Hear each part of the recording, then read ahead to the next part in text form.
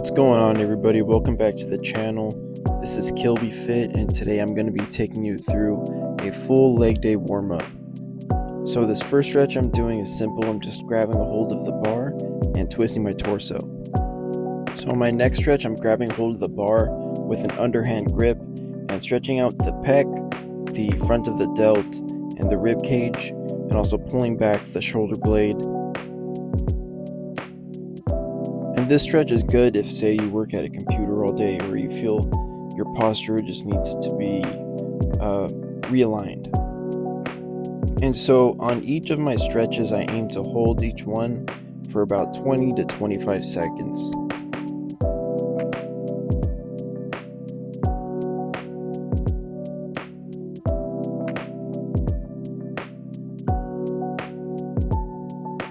So now that that stretch is complete, I'm going to move into some body weight exercises, starting off with just some standard body weight squats.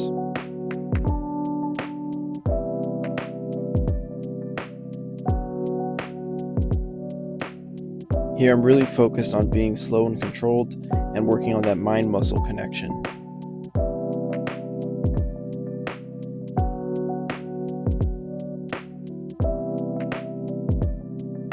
So after about 12 bodyweight squats, I'm then going to move into some single leg RDLs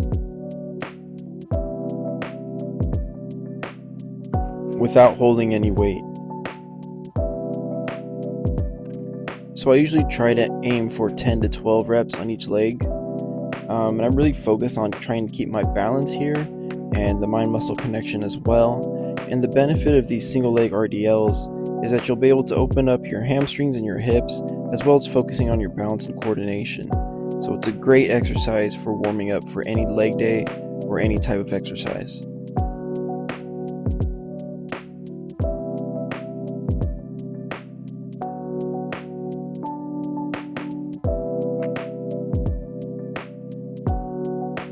So after the single leg RDLs, I'm actually going to get underneath the bar and unrack it. And I'm going to walk it out, and I'm going to kind of do these oblique dips that you're seeing here. And this is good for opening up, again, your spine and working it through flexion, but also strengthening your obliques, so that way you have good balance and stability throughout your squats and your lifts.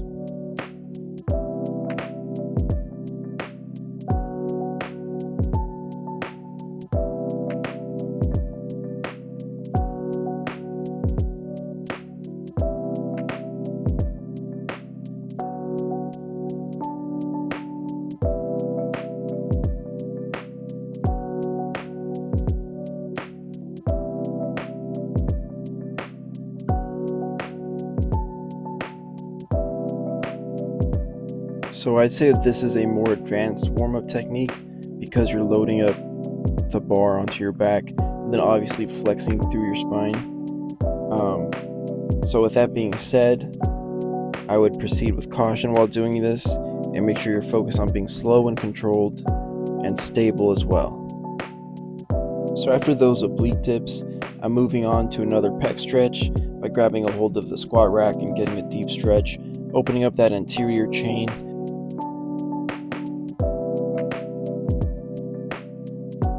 After about 20 seconds of the stretch on each side, I'm then going to move into some single leg, just leg swings, and this just get the blood flowing through the hips. I tend to have pretty tight hips, after a full day of work, so this is really good. Do it for each side for anywhere from 10 to 15 to 20 reps.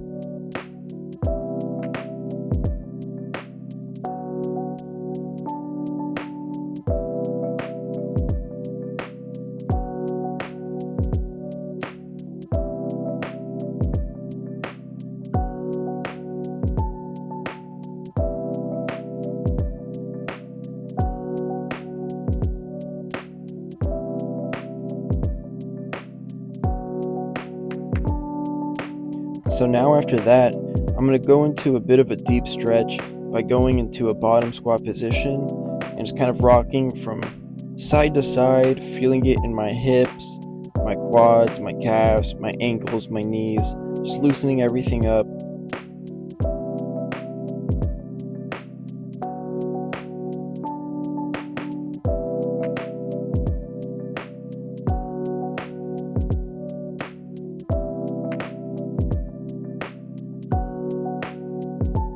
So next, while remaining in this bottom squat position, I'm actually going to narrow my stance a little bit and remain in the bottom squat position, but take my elbows and push outward on the inside of my knees to get a deep groin stretch.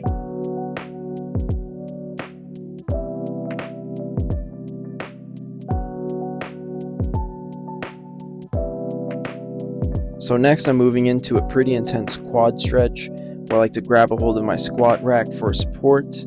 I go on my tippy toes and I drive my knees down towards the ground, and I lean back at the same time as you're seeing here. And it's an incredibly deep quad stretch, almost like an exaggerated sissy squat, if you will. So moving on, the next movement I did, I grabbed the wall ball, and I'm just kind of doing these exaggerated good mornings, if you will, opening up my lower and mid back while also allowing for my shoulder blades to drop down at the bottom of the rep and stretch forward.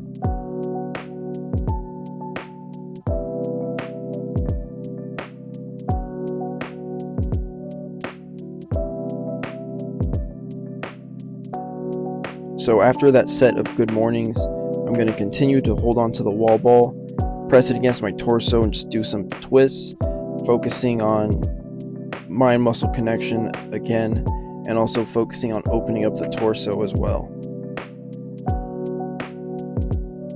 So after the wall ball warm-ups, I go into this type of split squat stretch, while also driving through the opposite leg.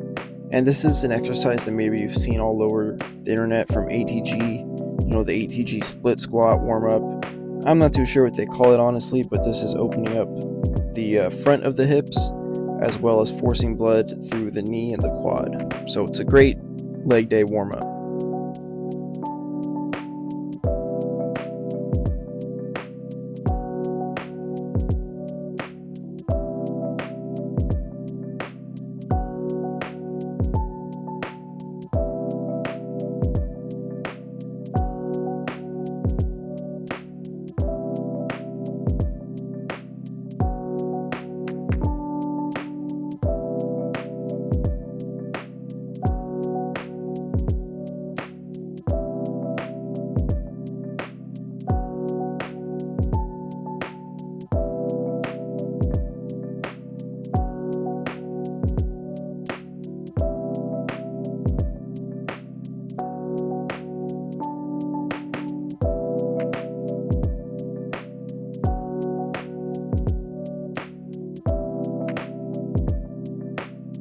So next, my final warm-up before actually getting underneath the bar, I'll be taking this hip band and putting it around my foot, as you can see, and putting about a 10-pound weight on the other side and just holding it.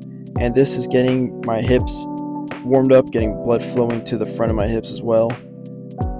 And for this warm-up, I'm aiming to hold the weight for about 20 seconds on each side. It doesn't look like much, but after a little bit, the instability for your hips will kick in, and the weight will kind of be bouncing a little bit through this band.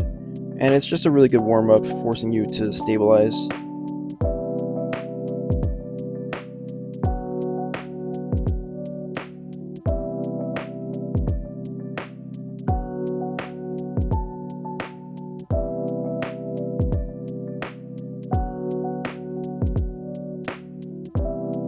Okay, and so now I'll move on to my final movement before putting on weight to the bar, and that's getting underneath the bar with no extra additional weight and just getting in a normal set of reps, feeling the mind-muscle connection as always, and just making sure my form and technique is where I want it to be before I do add additional weight. And by doing this warm-up, I was able to work up to a 345-pound squat for 3 reps, as you're seeing right here. So that was my full leg day warm-up, and be sure to drop a follow if you like workout videos like this, or if you'd like further tips and tricks to help better your workouts.